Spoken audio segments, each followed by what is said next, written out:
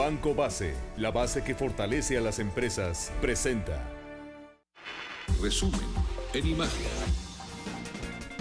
Condicionan el PAN y el PRD su permanencia en el Pacto por México al cumplimiento de 5 puntos. Los dirigentes nacionales del PAN, Gustavo Madero, y del PRD, Jesús Zambrano, leyeron un documento conjunto en el que hicieron un balance del proceso electoral el pasado 7 de julio y su impacto en el acuerdo. Madero Muñoz acotó que las reformas electorales deben de aprobarse antes de las reformas energética y hacendaria. Es el líder nacional panista. Aprobar en un periodo extraordinario la reforma política electoral que proporcione el marco legal para combatir y erradicar estas prácticas en los próximos procesos electorales. Acordar las iniciativas de reforma del Estado, incluyendo la reforma política del Distrito Federal y del nuevo régimen político.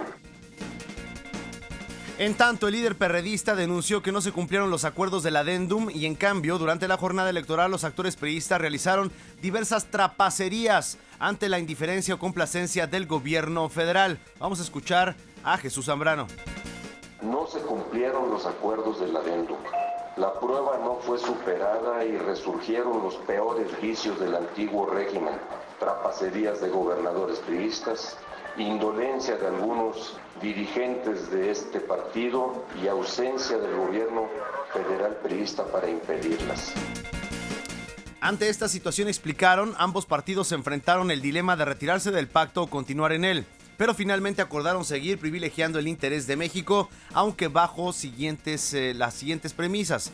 Número 1, corregir el incumplimiento al adendum del pacto, realizando una exhaustiva investigación de irregularidades electorales en las 15 entidades federativas. Aprobar las leyes secundarias de las reformas constitucionales logradas mediante el pacto en materia de educación, de telecomunicaciones y de competencia económica. Realizar un periodo extraordinario para aprobar la reforma política electoral para combatir y erradicar los vicios en las próximas elecciones. Acordar las iniciativas de reforma del Estado, incluyendo la reforma política del Distrito Federal y del nuevo régimen político, y promover las iniciativas de reforma energética y también hacendaria.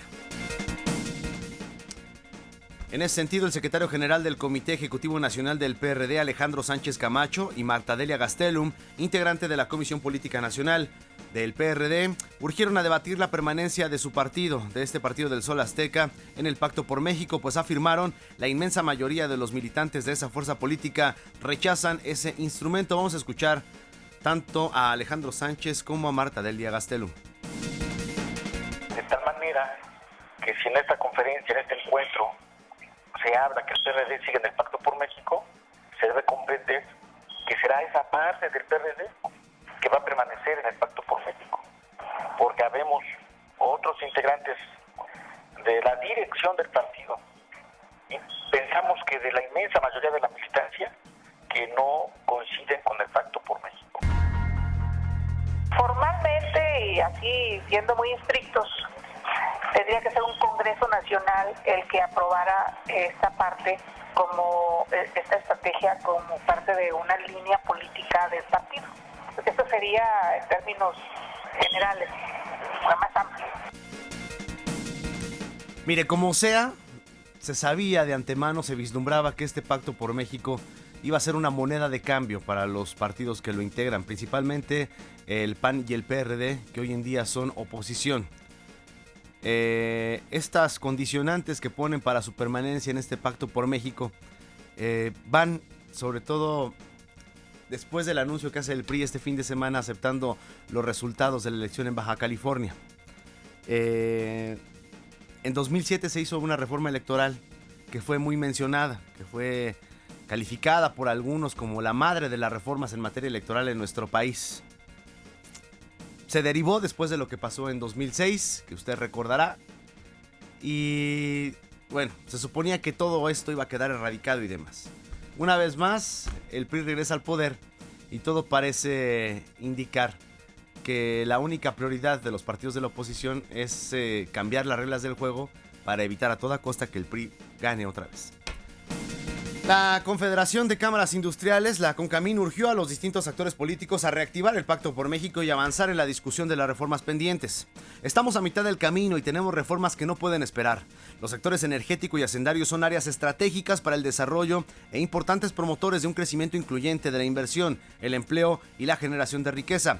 Así lo advirtió Francisco J. Fontanet, dirigente de la cúpula industrial del país. En otras cosas, finalmente el sábado al mediodía, como ya se lo adelantaba hace unos instantes, el cómputo de votos de la elección de gobernador en Baja California resultó pues a favor y ganador de la contienda de Francisco Kiko Vega de la Madrid. Al concluir el conteo de actas en los 17 distritos electorales del estado, el panista, quien compitió por la Alianza Unidos por Baja California, integrada por el PAN, el PRD, Nueva Alianza y el Partido Estatal de Baja California, obtuvo 442.869 votos. Escuche usted, 442.000 contra 417.909 sufragios del priista Fernando Castro Trenti, abanderado de la coalición Compromiso por Baja California, que la integran el PRI, el Partido Verde, el PT y el Partido Encuentro Social. Es decir, 24.959 votos de diferencia entre ambos candidatos. En tercer sitio quedó Felipe Ruanova Zárate, de Movimiento Ciudadano, quien obtuvo 48.049 votos. Y aquí la reflexión también sería parte de lo que yo le decía hace rato, ¿no? Yo creo que el que ganó realmente en Baja California fue el abstencionismo, porque la gente no acudió a las urnas. Se espera que el Instituto Electoral y Participación Ciudadana de Baja California formalice este lunes el triunfo de Kiko Vega de la Madrid y que mañana martes se realice la entrega de constancia de mayoría al ganador en una ceremonia que se llevará a cabo en Mexicali. Por su parte, Fernando Castro Trenti reconoció que los resultados electorales fueron adversos. Tenemos que asumir nuestras responsabilidades en la política, tenemos que asumir las cosas con responsabilidad, dijo en una conferencia de prensa en la que no hubo sesión de preguntas y respuestas en la ciudad de Tijuana. Casi simultáneamente, el líder nacional del PRI, César Camacho, aceptó la derrota de su partido en la elección de gobernador en Baja California. Con los datos fríos, aunque el Consejo Electoral ha decidido esperar al lunes, los datos con los que contamos nos dan una situación de desventaja en Baja California y Fernando Castro Trenti ha decidido, con el respaldo del partido, no impugnar la elección. Deseamos que la derecha pueda gobernar con el apoyo de la izquierda, lo digo en serio, y además estamos dispuestos al entendimiento, a la colaboración y al tendido de puentes. Camacho Quirós aseguró que el PRI está satisfecho luego de los comicios estatales, pues el partido logró 70% de las diputaciones locales y 50% de las alcaldías que se disputaron el pasado 7 de julio. Llamó a que tras las elecciones los partidos políticos busquen acuerdos para concretar las reformas necesarias en el país. Baja California, el único estado que eligió gobernador en la jornada del pasado 7 de julio, tuvo el segundo mayor porcentaje de abstencionismo entre las 15 entidades que acudieron a las urnas, con el 63.23%, solo superado por Quintana Roo, donde se eligieron alcaldes y diputados locales, cuyo abstencionismo fue del 68%. El tercer sitio lo compartieron Chihuahua e Hidalgo con el 60%. Ya ve, las cifras no mienten. En contraparte, los estados donde se registró más participación ciudadana fueron en Tlaxcala con el 54%, 54 apenas. Oaxaca con el 53.33% y Zacatecas con el 50%. Y la Arquidiócesis Primada de México lanzó duras críticas al proceso electoral de este 7 de julio a través de su órgano de difusión Desde la Fe. En un editorial titulado Retroceso Democrático, la Iglesia Católica califica como altamente preocupante la violencia en torno a los comicios. También tachó de inmoral el manejo clientelar de los programas sociales, tanto federales como estatales, que explotan impunemente la miseria, la ignorancia y la necesidad de los más pobres. Apuntó también que hubo intervención por parte de algunos gobernadores que se comportaron como verdaderos señores feudales y la incapacidad de los organismos electorales, como fue el caso de las fallas en el programa de resultados electorales preliminares, el famoso PREP. Por otra parte, el cardenal Norberto Rivera hizo un llamado a salir del egoísmo y ayudar a los demás necesitados a través de las instituciones de beneficencia dedicadas a hacer el bien. Nosotros decimos para justificarnos que esas instituciones son hipócritas,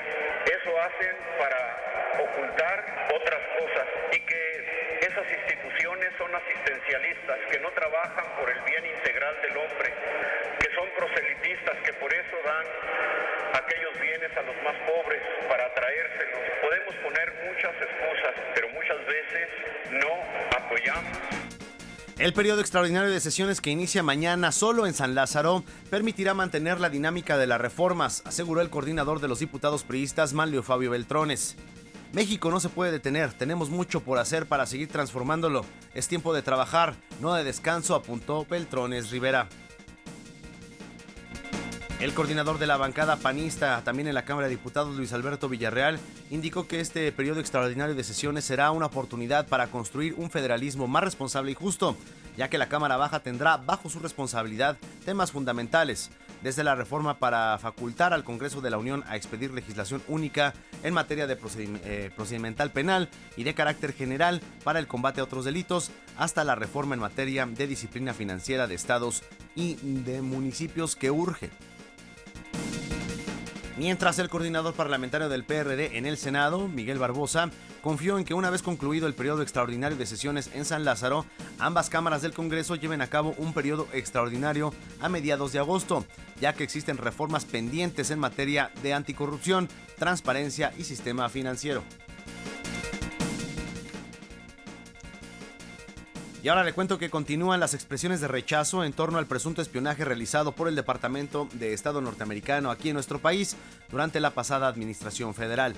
El diputado priista Raimundo King de la Rosa calificó de lamentables los hechos y se pronunció porque si existen responsabilidades, que los implicados asuman las consecuencias. El diputado por el PRD Julio César Moreno advirtió que se debe hacer un llamado enérgico al vecino país del norte.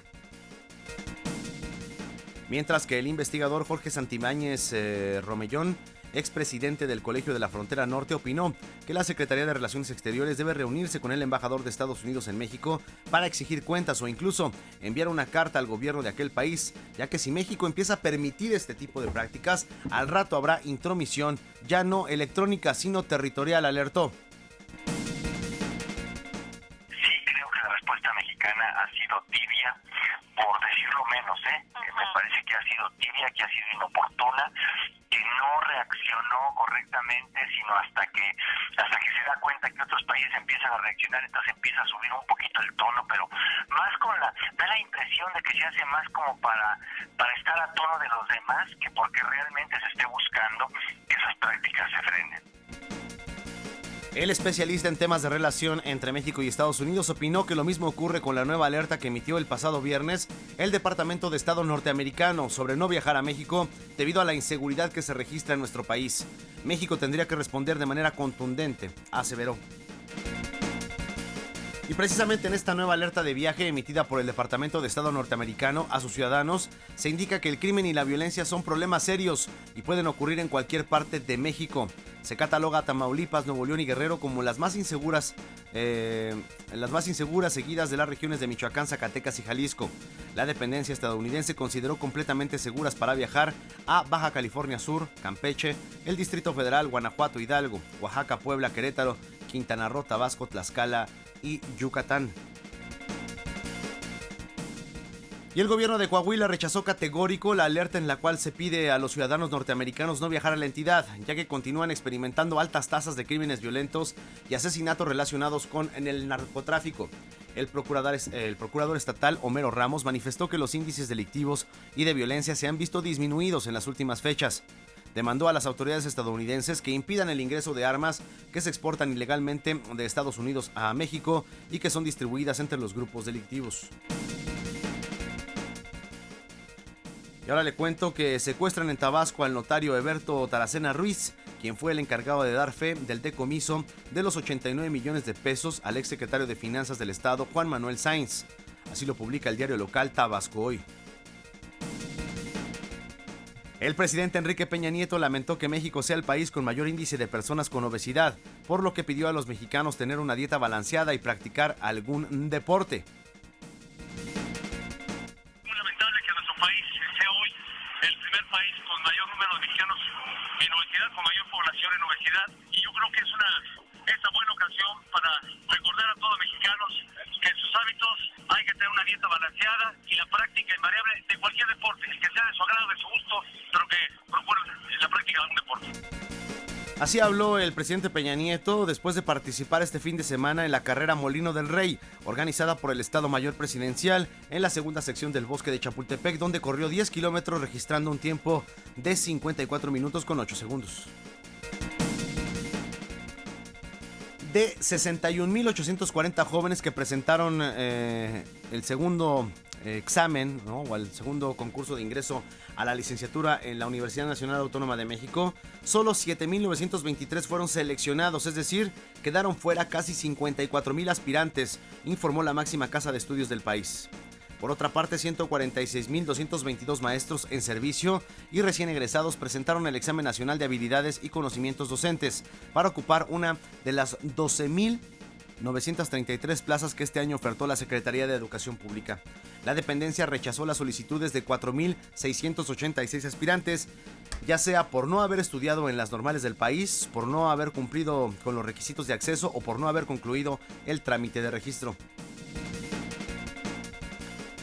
Aquí en la capital del país, como parte de la investigación por la desaparición de 12 jóvenes de Tepito en el bar Heaven, agentes de la Fiscalía Antisecuestros y personal del Grupo Especial de Reacción e Intervención realizaron un cateo en el antro El Prif, ubicado en Zacatecas y Cuauhtémoc, en la colonia Roma Norte.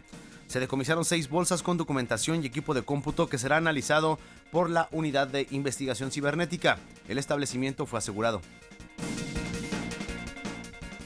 Y ahora le cuento que se realizó una boda comunitaria de 26 parejas del mismo sexo en el Juzgado 1 del Registro Civil en la Plaza Santa Catarina, en el centro histórico de la Ciudad de México.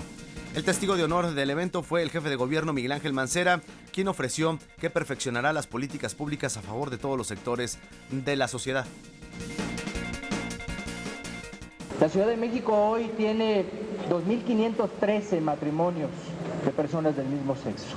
Eso nos coloca con una cifra muy importante en la consolidación de una reforma que ha sido y que se ha mostrado como trascendental.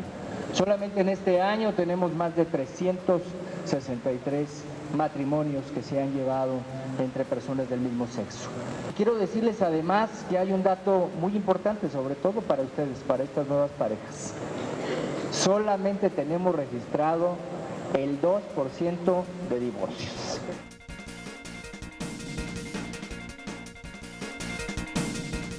Y durante las últimas horas le cuento que se han registrado 7 exhalaciones de baja intensidad en el volcán Popocatépetl, así lo señala el más reciente reporte del monitoreo volcánico. Debido a densos nublados no fue posible verificar su contenido de ceniza, informó el Senapred. El semáforo de alerta volcánica se mantiene en amarillo fase 3.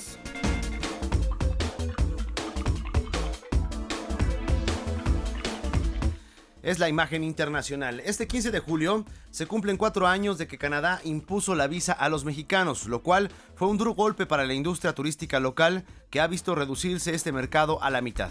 En 4 años, el volumen de turistas mexicanos a ese país cayó 49%, al pasar de 257,000 en 2008 a 131,600 en 2012, según datos oficiales.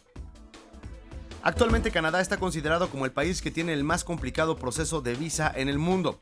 Los mexicanos deben llenar 4 formatos, pagar $150 no reembolsables en caso de rechazo, proveer comprobantes de ingreso por los últimos 4 meses, cartas de empleo, carta de invitación de un residente canadiense e itinerario de viaje. El 13 de julio del 2009, el gobierno canadiense anunció la imposición de la visa a los mexicanos, aunque dio 48 horas de gracia para los viajeros que volarían ese día y el siguiente. La medida fue justificada como un mecanismo para frenar el creciente número de solicitantes de refugio. Agencias de viaje, guías de turistas, escuelas, hoteles y operadores turísticos rechazaron la medida y advirtieron del impacto económico negativo que tendría esta acción. Y a 4 años de la imposición de visa, los operadores turísticos coinciden en que sus efectos han sido devastadores, sobre todo en lo que tiene que ver también con la situación de las escuelas y la educación allá en Canadá. Canadá se había convertido en una verdadera opción para muchos mexicanos, sobre todo por las becas que se estaban ofreciendo en el país de la hoja de maple y las facilidades para ir a estudiar allá. Desafortunadamente, con esta situación, pues se frenó este intercambio que se tenía, se frenó también, por supuesto, el turismo, con los efectos que se están dando a conocer a 4 años después de la imposición de visa en Canadá para los mexicanos. Usted recordará las filas y filas y filas interminables de connacionales que acudían a esta embajada canadiense, no muy lejos de aquí de las instalaciones de Grupo Imagen Multimedia, aquí en la zona de Polanco. Y bueno, pues la molestia de la gente, aquellos que ya tenían comprados pasajes, que tenían pagado sus viajes, los jóvenes que estaban ya por empezar un ciclo escolar, en fin, las afectaciones fueron muchas y aún así el gobierno canadiense, bueno, pues impuso esta visa para los mexicanos. Vino una respuesta ahí muy tibia del gobierno mexicano, que después impuso visa para diplomáticos y familiares de diplomáticos, y bueno, pues regresó, ahí recordaré una cifra aproximada de una docena de canadienses que, bueno, pues no cumplía con los requisitos para ingresar a nuestro territorio nacional. Sin embargo, pues no pasó a mayores esta situación. En otros temas, el presidente de Estados Unidos, Barack Obama, instó a la calma a grupos e individuos de todo el país que protestan por la exoneración de un vigilante que mató con un arma de fuego a un adolescente afroamericano en Florida el año pasado. Somos una nación de leyes y el jurado ha decidido. Así lo señaló Obama luego de que se registraron protestas en diversas ciudades por la absolución de George Zimmerman, acusado de la muerte del joven negro Trayvon Martin. El presidente aprovechó la ocasión para instar a los estadounidenses a reglamentar el uso de armas de fuego. ¿Cómo estuvo esta historia? El juicio concluyó el sábado en Stanford, Florida. Sacudió a la nación entre quienes creen que el vigilante actuó en legítima defensa y quienes piensan que actuó por perjuicios raciales. En otras cosas, el expresidente sudafricano Thabo Mbeki confía en que la salud de Nelson Mandela mejorará y será dado de alta del hospital de Pretoria, donde lleva ya 38 días internado por una afección respiratoria recurrente. El sucesor de Mandela en la presidencia aseguró que los médicos que atienden a Madiba, como se le llama de cariño allá a Nelson Mandela en su país, bueno, pues hace todo su esfuerzo para que logre su plena recuperación y salga del hospital. Y precisamente según el último reporte médico, el ícono de la lucha contra el racismo estaría respondiendo bien al tratamiento, aunque su condición sigue siendo crítica pero estable. A solo 3 días de que Mandela cumpla 95 años, los sudafricanos se preparan para ayudar y retribuir con su tiempo por el bien de sus comunidades como parte de la iniciativa del Día Internacional de Mandela. Una cadena de atentados en ciudades del centro y sur de Irak dejaron más de 50 muertos y decenas de heridos. Esto en un recrudecimiento de la violencia en el país a pesar de celebrarse el mes sagrado musulmán del Ramadán. El aumento de la violencia ha dejado más de 370 muertos desde principios de julio y más de 2.600 en lo que va del año. En Egipto, la justicia decidió congelar las cuentas de 14 altos dirigentes islamitas, entre los cuales se encuentra Mohamed Badi, el guía supremo de los hermanos musulmanes, cofradía del depuesto presidente Mohamed Mursi. La orden dictada por el fiscal general fue tomada en el marco de la investigación de varios enfrentamientos, entre ellos el del 8 de julio pasado, en el que resultaron muertas 53 personas en el Cairo.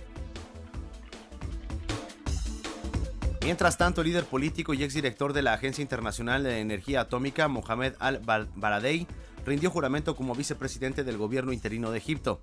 El también Premio Nobel de la Paz 2005 había sido nominado la semana pasada como favorito para ocupar el cargo de primer ministro del gobierno de transición, aunque su nombramiento fue rechazado por partidos islamistas. En Siria, unos 200 civiles están retenidos por las fuerzas del régimen de Bashar al-Assad en el interior de una mezquita en el barrio de Damasco, escenario de choque entre los rebeldes y el ejército. Así lo denunció la Coalición Nacional Siria, principal alianza opositora. La agrupación instó al Consejo de Seguridad de la ONU y a las organizaciones de derechos humanos a que pidan a las autoridades sirias que liberen a los civiles retenidos. Edward Snowden, el ex técnico de la CIA perseguido por la justicia estadounidense, cumplió ya 3 semanas en la zona de tránsito del aeropuerto de Moscú, con la posibilidad de asilo en Rusia como única salida de su confinamiento. Las autoridades rusas aún no han confirmado la recepción de solicitud formal del asilo político de Snowden, que anunció el viernes en una reunión con representantes de organizaciones de derechos humanos y abogados celebrada en la terminal aérea.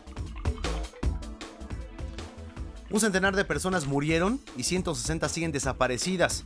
Esto a causa de las inundaciones y deslizamiento de tierra en varias regiones del centro, sur y norte de China que afectan a 2 millones de habitantes. Las intensas lluvias que desde principios de mes azotan diferentes regiones del país asiático han provocado serias inundaciones que han destruido a su paso viviendas y áreas de cultivo, además de deslizamiento de tierra. De acuerdo con autoridades meteorológicas, el mal tiempo continuará en al menos 20 ciudades y regiones de ese país durante las próximas 24 horas al paso del tifón Soulik.